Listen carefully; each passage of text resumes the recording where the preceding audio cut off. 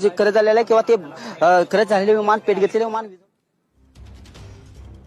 अजित पवारांसह 6 जणांचा या विमान अपघातात मृत्यू झाल्याची माहिती समोर आली आहे. उपमुख्यमंत्री अजित पवारांसह 6 जणांचा मृत्यू या भीषण विमान अपघातात झालेला आहे.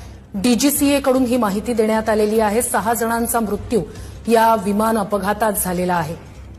मोठा विमान अपघात झालेला आहे आणि यात अजित पवारांसह 6 जणांचा मृत्यू झालेला आहे. महाराष्ट्राचे उपमुख्यमंत्री अजित पवार यांचा विमान अपघातात मृत्यू झालेला आहे. बारामतीत लँडिंग दरम्यान भीषण अपघात झाला. ते विमान कोसळलं, त्यानंतर या विमानानं पेट घेतलेला होता आणि यातच अजित पवारांसह 6 जणांचा मृत्यू झाल्याची माहिती डीजीसीए कडून देण्यात आली आहे. अत्यंत धक्कादायक. सकाळी सभेसाठी म्हणून अजित पवार निघालेले होते. मुंबईहून